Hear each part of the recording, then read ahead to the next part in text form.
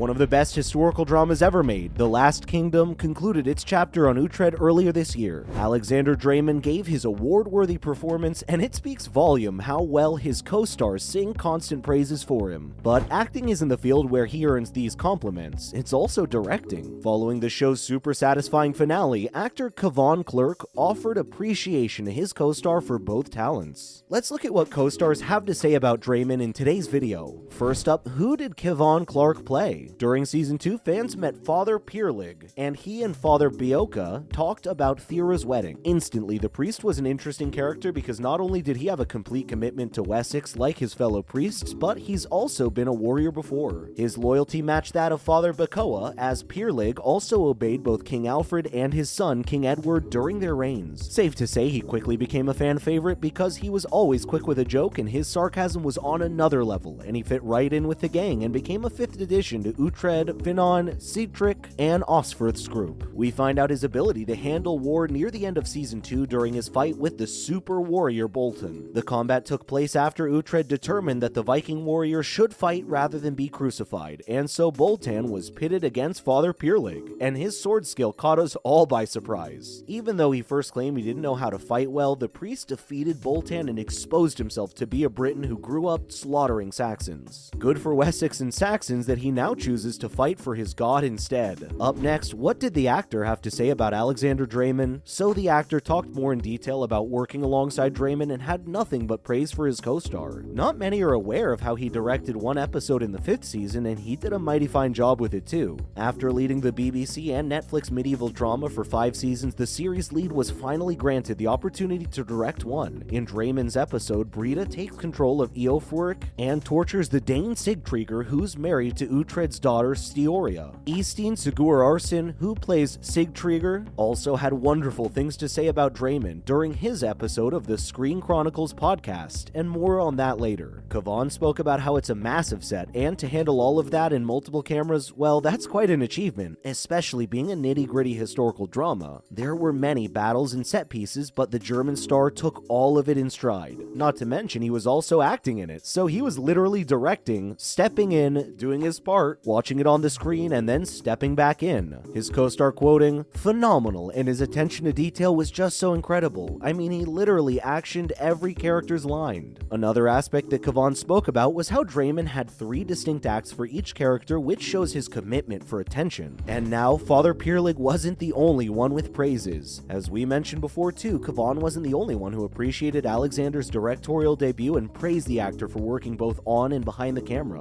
Sigtryggr star Eystein Sigurðarson also mentioned how responsible and hardworking the Uhtred star is, and how he sets the bar and tone for everyone else on set too. Being number 1 on the call sheet has a lot of responsibility attached to it, and Dreymon has really gone above and beyond. When we look at his attention to detail, Sigurðarson also revealed how there were references for every single frame in episode 2. The man had clearly studied every single character and every single dialogue, but Dreymon also knew when he was to give his co-stars freedom, as they were quoted saying, and then also having a personal relationship with all the actors, he was able to sometimes step back and let you do what you wanted to do. It seems to us this isn't the last time we'll see the 39-year-old on the director's chair. Up next, Timothy Innes also had some stories to tell. Now, King Edward star Timothy Innes was a major part of later seasons, and his character is going to be a big part in the upcoming movie too. We'll be talking more about the movie later as well, but for now, let's look at the strange bit of direction he got from Alexander's first time behind the camera. With Edward's first meeting with Yadgafu, the English actor was told to tickle someone with his eyes. Timothy called Dreymon a dream to work with and said it felt like he'd been directing forever, instead of it being his first time. That's some high praise. The 28-year-old felt like Alexander's remarkable acting expertise was vital in helping him explain what he wanted as a director from his co-stars in important scenes. And another thing that helped him was how he knew the people he worked with and knew how to talk to them too. He gave some weird instructions as director too. But here's the thing, the King Edward star had been taken aback when Alexander requested a strange facial expression during Edward's first meeting with the Yadgafu. There's this look between the two, almost like a promise of what's to come, right? And to capture this moment perfectly, Edward needed to tickle Yadgafu with his eyes. Timothy apparently needed some time to digest Alexander's unusual ask, as he wasn't able to fulfill his request when they did the next take. But true to his nature, the acting director Dreymond was understanding and offered his co-star another go. King Edward was finally finally able to tickle someone with his eyes and has Uhtred to thank for it. Alexander's foray into directing certainly paid off for the show, since we've just seen how Timothy isn't the only cast member who lauded his first time in command. And now the upcoming movie, 7 Kings Must Die, will apparently be directed by 4-time Last Kingdom director Edward Bazalgette, who will attempt to bring the one last great performance from the Uhtred actor to our screens. Both Uhtred and King Edward will be back. Dreymond didn't direct it, but it's nice for him to have the honor under his belt for whatever he does next. And now, in some other The Last Kingdom news, let's talk more about the movie. Season 5 really featured one of the best Viking sequences we've ever seen, and saw the return of some of our favorite characters, not to mention a lot of loose ends that were also tied up. And best of all, characters such as Aelswith and Hild had some amazing character arcs. Uhtred, now Lord of Bebbanburg, chose not to join Scotland or England at the end, instead remaining as a separate area in between the two rivals. This obviously made King Edward, who is determined to see his father's dream of united England realized. So fans can expect the main drama in the movie to revolve around Edward and Uhtred, who last met during an epic battle at the Bebbanburg's cliff. So what else can we expect from the movie? We also know that with the death of his most trusted advisor, Aethelhelm, his wife, Aelfled, and his rightful heir now in the hands of the Scottish, Edward will be a very different man. Another storyline is that we may hope to see how Stiora copes with her husband's murder and the loss of her kingdom at the hands of Brita. With Jorvik now in England's hands, it'll be very cool to see what she'll do to reclaim it and whether her father will help in her quest. Now let's talk a little bit more about love. With Aethelflaed's death,